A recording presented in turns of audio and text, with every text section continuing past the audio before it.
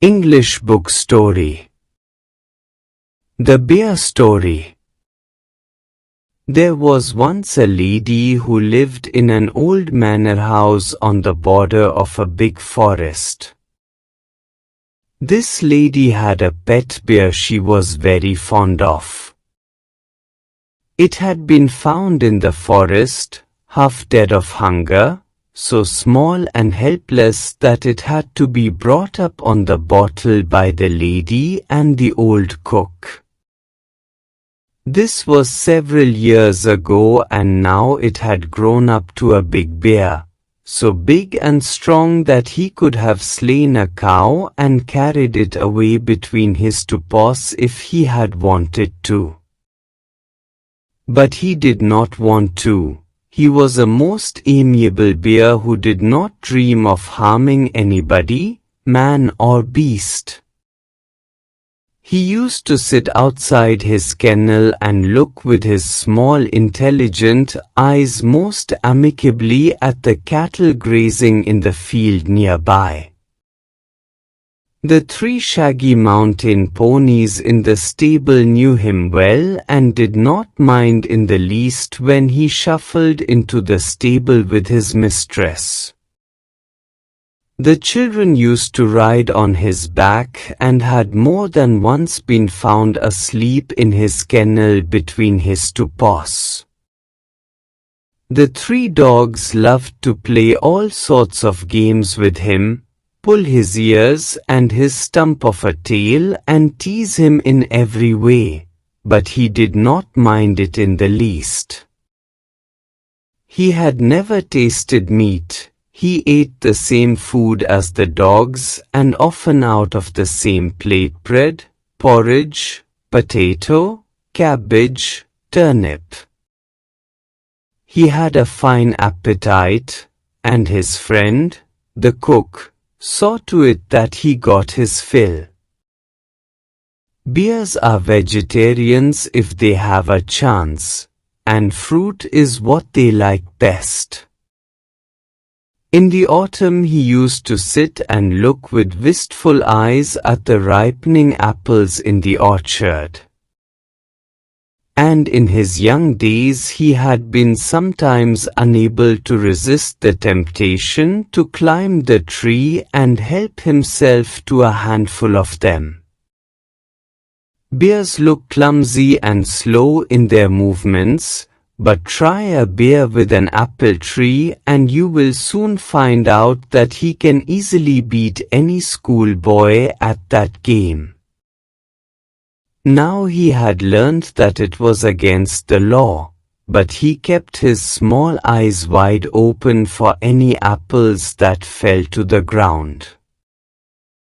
There had also been some difficulties about the beehives. He had been punished for this by being put on the chain for 2 days with a bleeding nose, and he had never done it again. Otherwise he was never put on the chain except for the night, and quite rightly so, for a bear, like a dog, is apt to get somewhat ill-tempered if kept on the chain, and no wonder. He was also put on the chain on Sundays when his mistress went to spend the afternoon with her married sister, who lived in a solitary house on the other side of the mountain lake, a good hour's walk through the dense forest. It was not supposed to be good for him to wander about in the forest with all its temptations. It was better to be on the safe side.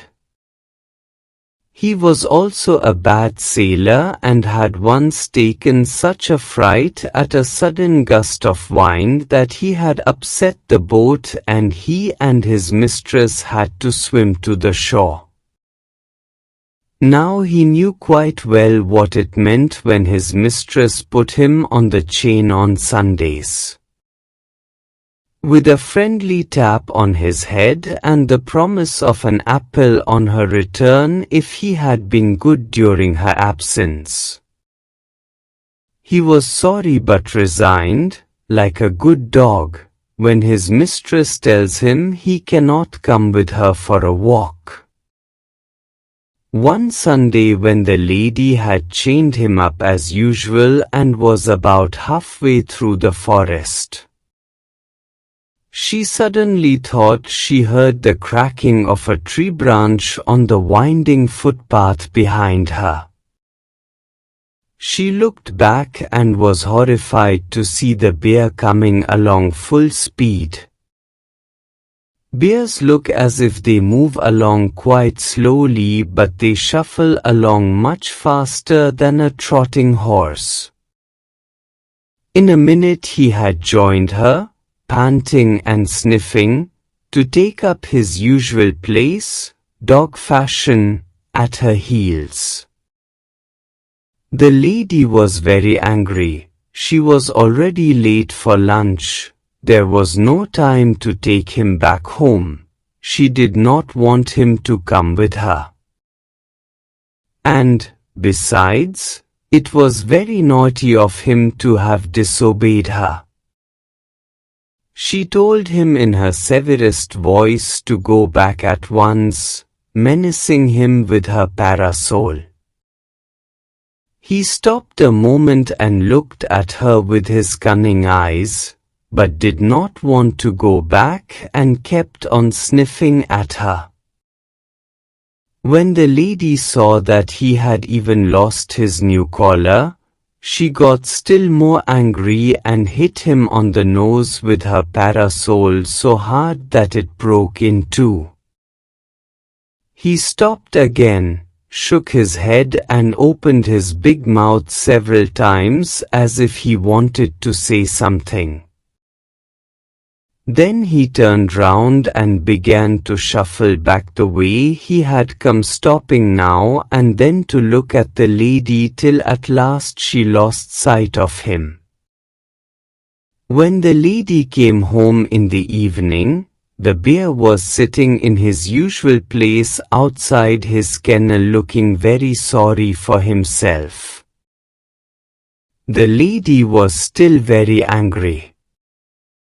She went up to him and began to scold him most severely and said he would have to be chained for 2 more days.